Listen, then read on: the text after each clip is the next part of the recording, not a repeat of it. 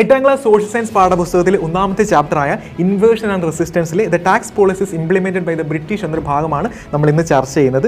അതിൽ പ്രധാനപ്പെട്ട 3 ടാക്സുകളെ പറ്റി നമുക്ക് ആദ്യം പഠിക്കാം. പെർമനന്റ് ലാൻഡ് സെറ്റിൽമെന്റ് 1793 ശാശ്വത ഭൂനികുതി നടപ്പിലാക്കിയത്. ഇനി എവിടേക്കായിരുന്നു നടപ്പിലാക്കിയത്? ബംഗാൾ, ബീഹാർ, ഒറീസയിലായിരുന്നു നടപ്പിലാക്കിയത്. ഇനി അതുമായി ബന്ധപ്പെട്ട ഉദ്യോഗസ്ഥന്റെ പേരുകൂടെ ഓർത്ത് വെക്കുക, ലോർഡ് കോൺവാലിസ് എന്നാണ്. ഇതിന്റെ പ്രധാനപ്പെട്ട ഫീച്ചേഴ്സ് എന്തൊക്കെയായിരുന്നു? സെമീന്ദാർമാരായിരുന്നു ഭൂ ഉടമകൾ. അതുപോലെ അവരിൽ നിന്നായിരുന്നു ബ്രിട്ടീഷുകാർ ടാക്സ് കളക്ട് ചെയ്തിരുന്നത്. അതുപോലെ കൃഷി എന്ത് തന്നെ ആയാലും കർഷകർ നികുതി കൊടുക്കാൻ ബാധ്യസ്ഥരായിരുന്നു. രണ്ടാമത്തെ സിസ്റ്റമാണ് റൈറ്റ് വാരി സിസ്റ്റം. 1820 നടപ്പിലാക്കിയത്. സൗത്ത് ഇന്ത്യയും ഡെക്കാനുമായിരുന്നു പ്രധാനപ്പെട്ട മേഖലകൾ. ഇത് നടപ്പിലാക്കിയ ഉദ്യോഗസ്ഥരുടെ പേരുകൾ തോമസ് മൺറോ, അലക്സാണ്ടർ റീഡ് എന്നിവയാണ്.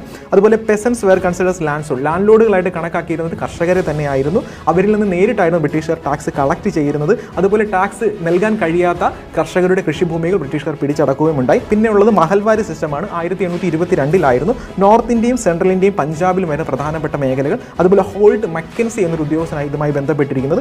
അതുപോലെ വില്ലേജുകളെ യൂണിറ്റുകളായി തിരിച്ചായിരുന്നു ടാക്സ് കളക്ട് ചെയ്തിരുന്നത്. അതുപോലെ വില്ലേജ് ടാക്സ് നൽകാൻ കഴിയാത്ത വില്ലേജുകളെ ബ്രിട്ടീഷ് അനക്സ് ചെയ്യുകയാണ് ഉണ്ടായത്. ഇതുപോലുള്ള കൂടുതൽ ഇൻഫർമേഷൻസിനായി സ്റ്റഡി മേറ്റിന്റെ പേജ് ഫോളോ ചെയ്യുക.